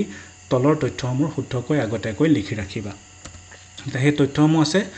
ইয়াত কৈছে যে প্ৰথমতে তোমালোকৰ যিখিনি ইয়াত কৈছে যে A4 সাইজত যেটো লিখিব লাগিব তোমালোকে প্ৰয়োজন অনুসৰি তোমালোকে নিজে যিমান ভাবা যে মই ইমানটো পেজ মোক দৰকাৰ হ'ব 4খন পেপাৰ দিবৰ কাৰণে 5খন পেপাৰ দিবৰ কাৰণে তোমালোকে কি কৰিবা যে সেই অনুসৰি তোমালোকে পেজবোৰ সাজু কৰি তোমালোকে আগতীয়াকৈ সাজু কৰি ৰাখিবা আৰু সেই পেজসমূহ কি ধৰণে প্ৰস্তুত কৰিব লাগিব নটিফিকেশ্যনখনত উল্লেখ কৰিছিলে যেটো এনএক্সআৰ বি আৰু এনএক্সআৰ সি হিচাপে আৰু তাৰ পৰাই মই তুলি দিছোঁ তোমালোকক সেই পেজকেইটা চোৱা প্ৰথম পেজটো এনে ধৰণৰ হ'ব লাগিব একেবাৰে ওপৰত তোমালোকে পেজ নম্বৰ দিবা 1 হিচাপে তাৰ পাছত লিখিবা ডিব্ৰুগড় ইউনিভাৰ্চিটি এটো তোমাৰ মডেল এটা তাত দিয়ে দিছে স্যাম্পল কপি এটা প্ৰথমতে কৈছে যে ৰোল নম্বৰ তোমালোকে লিখিবা name of the examination roll number তোমালোকৰ যেটো এডমিটত যেটো ৰোল নম্বৰ থাকিব এজ ইট ইজ সেটো লিখিবা নেম অফ দা এক্সামিনেশ্যন যদি তোমাৰ 6 সেমিষ্টাৰ হয় বিএ 6 সেমিষ্টাৰ এক্সামিনেশ্যন যদি 3rd সেম হয় বিএ 3rd সেম এক্সামিনেশ্যন যদি 1st সেম হয় বিএ 1st সেমিষ্টাৰ এক্সামিনেশ্যন এই কথাখিনি লিখিবা course title and course code তোমালোকৰ প্ৰত্যেকখন পেপাৰ যেটো টাইটেল আছে লিখিবা লগতে কোৰ্স কোডটো লিখি দিবা ডেট অফ এক্সামিনেশ্যন যেটো ডেটত পৰীক্ষা হ'ব লগতে কৈছে total pages in the answer script uploaded তোমালোকে এটো একেবাৰে হেকত লিখিব লাগিব তোমালোকে কেটা পেজ লিখা সেই পেজৰ টোটেল পেজ নম্বৰটো ইয়াত লিখি দিব লাগিব যদি 20টা লিখা 20 লিখিবা যদি 25 লিখা 25 লিখিবা যদি তাতকৈ বেছি লিখা বা কম লিখা তেনেহলে সেই এক্সাক্ট নম্বৰটো তাতে লিখি দিবা আৰু যদি এই বক্সটো দিছো যে এই বক্সটো তোমালোকে পেজটোৰ একেবাৰে হেকলৈকে টানি লবা এটো অৱশ্যে কম্পালসৰি নহয় তোমালোকে যদি ইচ্ছা নকৰা যে বক্সটো মই নবনাও তেনে তোমালোকে নবনালেও হ'ব কিন্তু ইউনিভাৰ্সিটি কৈছে যে এই বক্সটো বনাই ললে তোমালোক পাছত স্ক্যান কৰাত সুবিধা হ'ব কাৰণ কেতিয়াবা বক্সটো যদি নহয় তেনেহলে তোমালোকে হয়তো একেবাৰে ৰাইট সাইডলৈ একেবাৰে লৈ আহিবা গতিকে স্ক্যান কৰোতে কিছুমান আখৰ কাটি যাব পাৰে গতিকে বক্সটো যদি বনাই লোৱা তেনেহলে স্ক্যান কৰোতে কিছু সুবিধা হ'ব আৰু পেজটোৰ একেবাৰে তলত যেটো কৈছে ফুল সিগনেচাৰ অফ দা ক্যান্ডিডেট তলতে তোমালোকৰ নিজৰ সহিটো কৰিব লাগিব এটো হল ফ্ৰন্ট পেজ এই ফ্ৰন্ট পেজটো যদি ইয়াত দিছে সেই ফ্ৰন্ট পেজটো তোমালোকে লিখি দিব নালে মই এটো তোমালোকক জনাবৰ কাৰণে কৈছো যে ফ্ৰন্ট পেজ দিছো নেক্সট যেটো সাবসিকুৱেন্ট যিখিনি পেজ থাকিব নেক্সট পেজ হিচাপে কৈছে সাবসিকুৱেন্ট পেজত তোমালোকে একেবাৰে ওপৰত লিখিব পেজ নাম্বাৰ তাত লিখিবা 2 পৰা আৰম্ভ কৰিবা তোমালোকে ৰোল নম্বৰ লিখিবা course title and course code front পেজত যি ধৰণে লিখিছিলা roll number course title and course code হেতু লিখিব লাগিব তাৰ পিছত এই বক্সটো তোমালোকে বনাই লব পাৰে ইচ্ছা কৰিলে বক্সটো তলত একেবাৰে কৈছে যে ফুল সিগনেচাৰ অফ দা ক্যান্ডিডেট এটো প্ৰত্যেক পেজতে তোমালোকে নিজৰ নিজৰ সিগনেচাৰ কৰিব লাগিব এইকেইটা তোমালোকে আগতীয়াকৈ ৰেডি কৰি থব পাৰা এটা আনহাতে কৈছে মনত ৰাখিবলগীয়া এটা কথা হল কি যে এই তথ্যখিনি প্ৰত্যেকখন পেজতে ওপৰত লিখিব লাগিব তোমালোকে যিখিনি ডাটা তোমালোকৰ ৰোল নম্বৰ তোমালোকৰ পেপাৰ কোড তোমালোকৰ কোৰ্স কোড তোমালোকৰ এটো কি হয় যে এটো পৰীক্ষা ডেট এই কথাখিনি প্ৰত্যেকটো পেজতে ওপৰত লিখিব লাগিব পৰীক্ষাৰ সময়ত এইখিনি লিখিবৰ কাৰণে বহুত সময় প্ৰয়োজন হ'ব গতিকে পাৰিলে আগতীয়াকৈ লিখি ৰাখিবা ইয়াত কোনো বাধা নাই কোনোবাই যদি ইচ্ছা কৰা বা প্ৰিন্ট কৰিবৰ বাবে অসুবিধা হয় তেন্তে আগতীয়াকৈ পেন্সিলেৰে বা ব্ল্যাক পেনেৰে ওপৰত দেখুৱা ধৰণে মাৰ্জিন পাৰি ল'ব পাৰা ইয়াত কোনো বাধা নাই উত্তৰ বহিত কেৱল এপিটিতে লিখিবা বোথ সাইডত লিখিলে স্ক্যান কৰাৰ সময়ত আখৰবোৰ অস্পষ্ট হোৱাৰ সম্ভাৱনা থাকে গতিকে তোমালোকে চাবা এটো ইউনিভাৰ্সিটি গাইডলাইনত এটো মেনশন কৰিছে যে তোমালোকে বোথ সাইডত নেলিখিবা বোথ সাইড লিখিলে তোমালোকৰ আখৰবোৰ তোমাৰ কি হ'ব ইপিঠিৰ আখৰবোৰ ইপিঠিত বিয়পি যাব পাৰে বা ইপিঠিৰ আখৰবোৰ ইপিঠিলে তোমাৰ জিলিকি যাব পাৰে স্ক্যান কৰোতে হেতু প্ৰবলেম হ'ব গতিকে এক্সামিনাৰে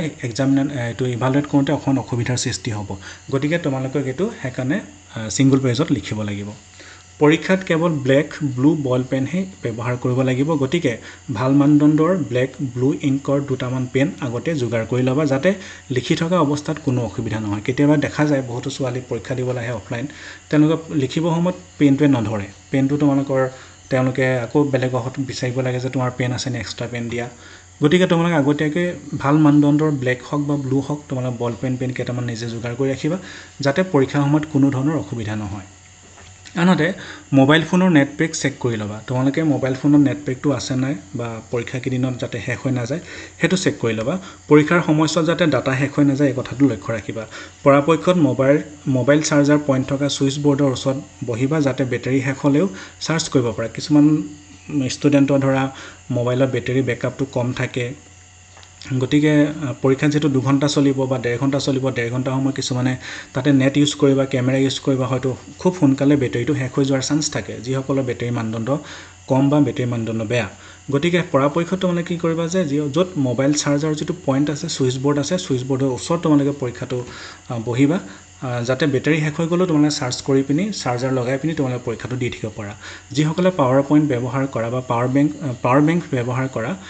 তেওঁলোকে কি কৰিবা সেই সকলে পাৱাৰ বেংকটো আগতীয়াকৈ চাৰ্জ কৰি থবা আজিকালি ইলেক্ট্ৰিচিটিয়ে প্ৰয়োজনত বেছি অসুবিধা দিয়ে তোমালোকে জানা যে যি সময়ত কাৰেণ্টৰ খুব প্ৰয়োজন বলে তোমালোকৰ 10টা পৰা 12টা লৈকে পৰীক্ষা হ'ব গতিকে সেই 10টা পৰা 12টা লৈকে কেতিয়াবা কাৰেণ্টটো নাথাকে গতিকে যি সকলে পাৱাৰ বেংক ব্যৱহাৰ কৰা বা যি সকলৰ পাৱাৰ বেংক আছে তেওঁলোকে পাৱাৰ বেংকটো আগতীয়াকৈ তোমালোকে চাৰ্জ কৰি থবা যাতে পৰীক্ষাৰ সময়ত কাৰেণ্ট গলেও তোমালোকে সেই পাৱাৰ বেংকটো ইউজ কৰিব পাৰা এনসাৰ চিট স্কেন কৰিবৰ বাবে ভাল আৰু ব্যৱহাৰযোগ্য স্কেনাৰ এটা ডাউনলোড কৰি ল'বা যিসকলৰ মোবাইলত স্কেনাৰ নাই তেওঁলোকে স্কেনাৰ এটা আগতীয়াকৈ ডাউনলোড কৰি ল'বা পৰাপক্ষত মাইক্ৰ'ছফ্ট লেন্স যেহেতু ইউনিভাৰ্চিটি গাইডলাইনত কৈছে মাইক্ৰ'ছফ্ট লেন্সৰ কথা ক'লে এডব স্কেনাৰৰ কথা ক'লে ডক স্কেনাৰৰ কথা ক'লে গতিকে এই তিনিটাৰ ভিতৰত কোনোবা এটা তোমালোকে ডাউনলোড কৰি ল'বা যেটো ডাউনলোড কৰিবা কৈছে পৰাপক্ষত Microsoft Lens Adobe Scan Doc Scanner কোনোবা এটা ডাউনলোড কৰিবা পৰীক্ষাৰ আগতে নিজে এবাৰ প্ৰেক্টিছ কৰি ল'বা যাতে নিৰ্দিষ্ট সময়ত সেইটো ব্যৱহাৰ কৰিবলৈ অসুবিধা নহয় তো ডাউনলোড কৰাৰ পাছত তোমালোকে এনেই কিবা ডকুমেণ্টছ ঘৰত থকা তোমালোকে স্কেন কৰি চাবা কি ধৰণে PDF কৰে কি ধৰণে তোমাৰ কেইবাটাও পেজ কি ধৰণে স্কেন কৰিব লাগে কি ধৰণে এটা ফাইল বনায় সেইটো ঘৰতে এবাৰ প্ৰেক্টিছ কৰি চাবা যিসকলে নাজানা বা যিসকলে এতিয়ালৈকে ইউজ কৰা নাই গতিকে এইখিনি তোমালোকে পৰীক্ষাৰ আগতে নিজকে প্ৰস্তুত কৰি ল'বলগীয়া বিষয় নেক্সট কৈছে পৰীক্ষা দি থকা সময়ত তোমালোকে কি কৰিব লাগিব ইয়াত কৈছে পৰীক্ষা আৰম্ভ হোৱাৰ নিৰ্ধাৰিত সময়তকৈ অন্ততঃ 30 মিনিট আগত তোমালোকে ৰেডি হ'বা য'ত যিটো অঞ্চলত তোমালোকে যিটো ৰুমত তোমালোকে পৰীক্ষাটো দিম বুলি ভাবিছা তাত তোমালোকে নিজে আধা ঘণ্টা সময় আগতে তোমালোকে ৰেডি হৈ ল'বা প্ৰশ্ন পেপাৰখন পাৰিলে ডাউনলোড অথবা স্ক্ৰীনশ্বট মাৰি ল'বা আন এটা মোবাইললৈ শ্বেয়াৰ কৰি ল'বা যাতে পৰীক্ষাৰ মাজত নিজৰ মোবাইলটোৰ ভিডিঅ'টো অফ কৰিব লগা নহয় সাধাৰণতে কি হয় পৰীক্ষাৰ প্ৰশ্নখন যেটো তোমাৰ সফ্ট কপিহে দিব গতিকে তোমালোকে তাত বাৰে প্ৰতি প্ৰশ্নখন চাই থাকিব নোৱাৰিবা গতিকে আকৌ তোমালোকে যিটো মোবাইলত তোমালোকে কেমেৰাটো অন কৰিবা সেই মোবাইলটোত যদি তোমালোকে কুৱেশ্যন পেপাৰখন থাকে তেনেহ'লে কি হয় যে বাৰে প্ৰতি কুৱেশ্যন পেপাৰখন চাবৰ কাৰণে তোমাৰ মোবাইলটো আকৌ ধৰা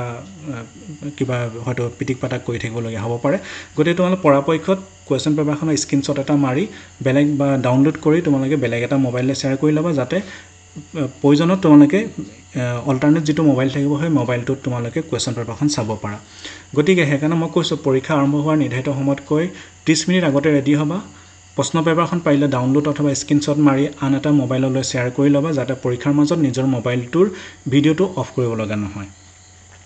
2 নম্বৰত কৈছে যেহেতু তোমালোকক মনিটৰ কৰি থকা হ'ব সেই পৰীক্ষাৰ 2 ঘণ্টাত বা 1.5 ঘণ্টাত মোবাইলৰ কেমেৰা অফ কৰিব নোৱাৰিবা অৱশ্যে মাইক্ৰফোনটো অফ কৰি ল'ব লাগিব তোমালোকে 2 ঘণ্টা সময় কণ্টিনিউৱাছলি কেমেৰা অন কৰি থ'ব লাগিব আৰু যিটো মাইক্ৰফোন আছে সেই মাইক্ৰফোনটো অফ কৰি থ'ব লাগিব 3 নম্বৰত কৈছে মোবাইল সাইলেন্ট মোডত ৰাখিবা তোমালোকে যিটো মোবাইলে ইউজ নকৰা সেইটো সদায় সাইলেন্ট কৰি থবা যাতে কোনোবাই কল কৰিলেও একো অসুবিধা নহয় যিমান গুৰুত্বপূৰ্ণ হ'লেও পৰীক্ষা চলি থকা সময়ত কল ৰিসিভ নকৰিবা কলটো ৰিসিভ নকৰিবা কল ৰিসিভ কৰিলে সাধাৰণতে তোমাৰ যেটো কি হয় যে আমি যেটো তোমাৰ এটো মিটিং কৰি থাকোঁ বা তোমালোক যেটো মনিটৰ কৰি থকা হ'ব গতিকে সেই মনিটৰ কৰি থকা সময়ত তোমালোক কেমেৰা বা মোবাইলটো হেতু অফ হৈ যাব পাৰে বা ডিলিং হৈ যাব পাৰে গতিকে তোমালোকে কলটো ৰিসিভ নকৰিবা পৰাপক্ষত পৰীক্ষা চলি থকা সময়ত মুঠ নম্বৰৰ কেৱল 50% উত্তৰ কৰিবা তোমালোকে যেটো অৰ্থাৎ 80 নম্বৰৰ ভিতৰত কেৱল 40 নম্বৰহে কৰিবা বেছি কৰিলেও হেতু ইভালুৱেট নকৰে হেয়াই যি কেইটা প্ৰশ্ন ভালদৰে পাৰিম বুলি ভাবা সেই কেইটা বাছি ল'বা আৰু এই ক্ষেত্ৰত পৰীক্ষা বাছি লোৱাৰ ক্ষেত্ৰত কেতিয়াও তোমালোকে নাৰ্ভাছ নকৰিবা কোনটো কৰিম কোনটো নকৰিম তেনেকুৱা লাগে যেটোকে সুবিধা হয় তোমালোকে যেটোকে পাৰিম বুলি ভাবা ভালকে হেতুহে তোমালোকে বাছি ল'বা আৰু এটা কথা ইয়াত কৈছে যে অৰ্থাৎ 80 নম্বৰৰ ভিতৰত কেৱল 40 নম্বৰ কৰিবা বেছিকৈ কৰিলেও ইভালুৱেট নকৰে এই ক্ষেত্ৰত কথাটো হ'ল কি তোমালোকে প্ৰথমৰ পৰা যি কেইটা এনসাৰ লিখা সেই কেইটাহে কৰিব পাছত তোমালোকে প্ৰথমতে লিখা এনসাৰটো যদি বেয়া হয় পাছত এটা এনসাৰ যদি ভালকৈ লিখা যেটো 40 নম্বৰ বেছি হৈ যাব ধৰা হেতু কিন্তু তোমালোকে ইভালুৱেট নকৰিব গতিকে তোমালোকে যি কেইটা লিখা কেৱল 40 নম্বৰ কৰিবা যি কেইটা লিখা ভালকৈ লিখিবা 5 নম্বৰত কৈছে 2 ঘণ্টা শেষ হোৱাৰ পাছত কেমেৰা অফ কৰিব পাৰিবা তোমালোকে 2 ঘণ্টা যেতিয়া শেষ হৈ যায় পৰীক্ষা টাইমটো যেতিয়া শেষ হৈ যাব তেতিয়া তোমালোকে কেমেৰাটো অফ কৰিব পাৰিবা আনহাতে কৈছে ব্লেক ব্লু ইনকৰ বাহিৰে অন্য ইনক ব্যৱহাৰ তোমালোকে নকৰিবা 3 নম্বৰত কৈছে পৰীক্ষাৰ শেষত তোমালোকে কি কৰিবা ইয়াত কৈছে নিৰ্ধাৰিত 2 ঘণ্টাৰ সময় শেষ হোৱাৰ পাছত নিজৰ উত্তৰ বহীখন পেজ নম্বৰ অনুসৰি একাধিক্ৰমে স্কেন কৰি ল'বা স্কেন কৰোঁতে চাবা যাতে স্পষ্টকৈ উঠে অন্যথা ইভালুৱেট নকৰে বুলি ইনষ্ট্ৰাকচন আছে গতিকে তোমালোকে ভালকৈ স্কেন কৰিবা স্কেন কৰাৰ ক্ষেত্ৰত যাতে কেতিয়াও পেজটো নকপে বা কেমেৰাটো নকপে সেই কথাটো তোমালোকে চাবা 2 নম্বৰত কৈছে স্কেন কৰাৰ পাছত আটাইকেইটা পেজ একেলগে PDF কৰিব লাগিব মনত ৰাখিবা যদি 15টা পেজ লিখা তেন্তে প্ৰত্যেকটো পেজ বেলেগকৈ নপঠাবা এনে কৰিলে ৰিজেক্ট হ'ব হেয়ে যিমানে পেজ নহওক এটা ফাইল কৰি PDF কৰিবা তোমালোকে 15টা 20টা 25টা যেটো পেজ লিখা এই প্ৰত্যেকটো পেজ একেলগ কৰি তোমালোকে এটা ফাইল বনাই ল'ব লাগিব PDF কৰি ল'ব লাগিব বেলেগকৈ 15টা পেজ যদি লিখা 15টা পেজ যদি বেলেগকৈ পঠিওৱা তেনেহলে হেতুত যথেষ্ট খেলমেলি সৃষ্টি হ'ব গতিকে হেতু কাম নকৰিবা তোমালোকে 15টা পেজ 20টা পেজ যিয়ে নিলিখা লাগিলে প্ৰত্যেকটো পেজ একেলগ কৰি এটা ফাইল বনাবা PDF কৰি পিনিহে পঠাবা PDF ফাইলটো ৰিনেম কৰিব লাগিব তোমালোকে PDF ফাইল যেটো বনাবা ফাইলটো তোমালোকে ৰিনেম কৰিবা এই ক্ষেত্ৰত নিৰ্দিষ্ট নিয়ম কিছুমান আছে সেইমতে তোমালোকৰ ফাইলটোৰ নাম ৰোল নম্বৰটো দিব পাৰা তোমালোকে সাবজেক্ট নেম দিবা মেজৰ নে জেনেৰেল সেই কথাটো লিখিবা কোৰ্ছ কোড লিখি ল'ব পাৰিবা তোমালোকে যেনে তোমালোকৰ ধৰা 601 পেপাৰখনৰ বাবে ফাইল নেমটো তলত দিয়া ধৰণে তোমালোকে লিখিব পাৰা ৰোল নম্বৰ ধৰা 106101 হেতু হ'ল তোমালোকৰ ৰোল নম্বৰ সাবজেক্টৰ সোশিয়োলজি ব্ৰেকেটত মেজৰ লিখিলা আৰু পেপাৰখন কোডটো হ'ল 601 এনেকৈ যদি দিয়া তেতিয়া তোমালোকে কি হ'ব ইয়াত যেতিয়া আমাৰ যিসকলে পৰীক্ষা দায়িত্বত থাকে তেওঁলোকে ডাউনলোড কৰোঁতে গম পাই যাব যে কোনটো সাবজেক্টৰ হয় কোনটো ৰোল নম্বৰ হয় কোনখন পেপাৰৰ হয় এই কথাটো গম পাই যাব মনত ৰাখিবা এইটো উদাহৰণহে প্ৰকৃত নামটো তোমালোকৰ প্ৰত্যেকৰে নিজৰ ৰোল নম্বৰ ব্যৱহাৰ কৰিবা ঠিক তেনেদৰে বাকি পেপাৰসমূহৰ বাবেও একেদৰে কৰিবা অৱশ্যে এইটো কম্পালসৰি নহয় তোমালোকে বেলেগ ধৰণে তাৰ পেপাৰখনৰ বা ফাইলটোৰ নামটো বেলেগ ধৰণে কৰিব পাৰা এই সম্পৰ্কত হয়তো কলেজে তোমালোকক নিৰ্দিষ্ট সময়ত এটা ইনষ্ট্ৰাকচন দিব যদি ইনষ্ট্ৰাকচন দিয়ে তেনেহলে তোমালোকে সেই ইনষ্ট্ৰাকচনৰ মতে কামটো কৰিবা 8 নম্বৰ কৈছে ৰিনেম কৰাৰ পাছত নিজৰ ইমেইল আইডিৰ পৰা ফাইলটো কলেজৰ পৰা নিৰ্ধাৰণ কৰি দিয়া ইমেইল আইডিত তোমালোকে দিবা অৱশ্যে গুগল ক্লাছৰুম ব্যৱহাৰ কৰিলে গুগল ক্লাছৰুমত আপলোড কৰিব লাগিব মনত ৰাখিবা এই সমগ্ৰ প্ৰক্ৰিয়াটো আধা ঘণ্টাৰ ভিতৰত শেষ কৰিব লাগিব অন্যথা তোমালোকে ফাইল আপলোড কৰিব নোৱাৰিবা গতিকে 2 ঘণ্টাৰ অলপো বেছি সময় তোমালোকে লিখিবলৈ যত্ন নকৰিবা একেদৰে পিডিএফৰ বাহিৰে অন্য কোনো ফৰমেট গ্ৰহণ নকৰে গতিকে পিডিএফ কৰি তোমালোকে দিব লাগিব এটা ফাইল সেন্ড বা আপলোড হোৱাৰ পাছত মেছেজ সেন্ড বা সাকসেসফুলি আপলোড বুলি তোমালোকে মেছেজ এটা আহিব ইমেইলতে হওক বা গুগল ক্লাছৰুমতে হওক যদি মেছেজটো আহে তেন্তে বুজিবা তুমি সফলতাৰে মেইলটো সেন্ড বা আপলোড কৰিব পাৰিলা বিকল্প উপায় যদি বিকল্প উপায় এটাও আছে হেতু হল কি যে যিসকলে আপলোড কৰিবলৈ অসুবিধা হোৱা বুলি ভাবিছা তেওঁলোকে স্ক্যান কৰাৰ প্ৰয়োজন নাই অৱশ্যে তোমালোকৰ গাইডলাইনছটো এইটো কথা উল্লেখ কৰিছে যে তোমালোকে যদিও কলেজত দিব লাগিব বুলি কৈছে তথাপিতো কিন্তু তোমালোকে এটা সফট কপি এটা পঠাব লাগিব বুলি তাত উল্লেখ কৰিলে গতিকে এই পইণ্টটো তোমালোকে ইমান গুৰুত্ব নিদিবা ইয়াত কৈছো যে যিসকলে আপলোড কৰিবলৈ অসুবিধা হ'ব বুলি ভাবিছা তেওঁলোকে স্ক্যান কৰাৰ প্ৰয়োজন নাই নহয় প্ৰয়োজন আছে তোমালোকে সফট কপি এটা দিবই লাগিব ইয়াৰ হলনি ইতিমধ্যে উল্লেখ কৰা মতে উত্তৰ বহি খন পেজ নম্বৰ অনুসৰি সজাই ষ্টেপলাৰ মাৰি কলেজত 1 ঘণ্টাৰ ভিতৰত তোমালোকে জমা দিব পাৰিবা যিসকলে ভাবিছা যে মই কি কয় কলেজখন মোৰ ওচৰতে মই কলেজতে গৈ হাৰ্ড কপিটো জমা দি আহোঁ তেওঁলোকে 1 ঘণ্টা সময় পাবা 1 ঘণ্টা সময়ৰ ভিতৰত তোমালোকে অৰিজিনেল কপিটো জমা দিব পাৰিবা অৱশ্যে যিসকলে অনলাইন সাবমিট কৰিবলৈ অসুবিধা পোৱা সেই সকলেহে পৰীক্ষা কেন্দ্ৰত গৈ সাবমিট কৰিব পাৰিবা কিন্তু ইউনিভাৰ্সিটি কলেজে এইটো নাজানিব যে তোমালোকৰ সাবমিশনত সুবিধা হৈছে নে অসুবিধা হৈছে গতিকে যিসকলে সুবিধা হওক বা অসুবিধাই হওক যদি ইচ্ছা কৰা তোমালোকে সেই দিনটোত তোমালোকে কলেজত অৰিজিনেল কপিটো সাবমিট কৰিব পাৰিবা কিন্তু তোমালোকে চাই লবা পৰিস্থিতি যদি ভাল হয় তেতিয়াহে আহিবা যদি পৰিস্থিতি বেয়া হৈ থাকে তেতিয়া কিন্তু তোমালোকে ঘৰৰ বাহিৰলৈ নোলাবা মনত ৰাখিবা অনলাইন পৰীক্ষাত যিকোনো প্ৰবলেমৰ বাবে ইউনিভাৰ্সিটি কলেজ জগৰীয়া নহব গতিকে ওপৰত কোৱা কথা মতে লাগতিয়াল সকলো কাম আগতে কৰি থবা তোমালে কি হয় যে পৰীক্ষা সময়ত কাবাৰ নেট প্ৰবলেম হ'ব কাবাৰ নেট নাথাকিব কাবাৰ অন্য কিবা প্ৰবলেম হ'ব সেই প্ৰবলেমবোৰ কিন্তু ইউনিভাৰ্সিটি একো মানি নলয় তোমালোকে যদি কেনেবাকে যেটো গাইডলাইনছ আছে সেই গাইডলাইনছ যদি তোমালোকে মানি নলোৱা তেনেহলে কিন্তু ইউনিভাৰ্সিটিয়ে তোমালোকৰ পৰীক্ষাটো তোমালোকক ডিসকোৱালিফাই কৰিব পাৰে বা অন্য কিবা ব্যৱস্থাও ল'ব পাৰে গতিকে এই ক্ষেত্ৰত কিন্তু যদিও পৰীক্ষাটো অনুষ্ঠিত অনলাইন কৰিছে তথাপিতো কিন্তু তাৰ লগত যদি কিবা সমস্যা দেখা দিয়ে তেনেহলে কিন্তু কেতিয়াও তোমালোকৰ কি নহব সেই অসুবিধাখিনি ইউনিভাৰ্সিটি বা কলেজে মানি নলয় আনহাতে গতিকে আগতেকৈ যোগাৰ কৰিবলগীয়া কিছুমান সামগ্ৰীৰ কথা মই কৈ থৈছো তোমালোকক প্ৰথমতে কৈছে A4 সাইজৰ পেপাৰ তোমালোকে যোগাৰ কৰিবা পেন ব্লেক বা ব্লু ইনকৰ only mobile charger power bank সেইখিনি যদি সম্ভৱ হয় যোগাৰ কৰি লবা মোবাইল ডাটা তোমালোকে চেক কৰি লবা লগতে সফটওয়্যাৰ টু মেক পিডিএফ কৰিবৰ কাৰণে বা স্ক্যান কৰিবৰ কাৰণে যেটো সফটওয়্যাৰ লাগে সেই সফটওয়্যাৰটো তোমালোকে আগতেকৈ যোগাৰ কৰি লবা গতিকে সকলোলৈকে মই পৰীক্ষাৰ শুভেচ্ছা আগতেকৈ দিছো অল দা বেষ্ট আৰু মই আশা কৰিছো তোমালোকে আজি এই ভিডিওটোৰ পৰা পৰীক্ষা সম্পৰ্কত কি ধৰণে তোমালোকে নিজে প্ৰিপেয়াৰ হ'ব লাগিব কি কৰিব লাগিব পৰীক্ষাৰ আগত পৰীক্ষা চলি থকা সময়ত কি কৰিব লাগিব আৰু পৰীক্ষাৰ শেষত কি কৰিব লাগিব সেই বিষয়ে কিছু কথা জানিব পাৰিলা আৰু বৰ বেছি নক ইয়াকে কৈ মোৰ আজিৰ এই যেটো ভিডিও এটো মই ইমানতে শেষ কৰিবলৈ লৈছো থ্যাংক ইউ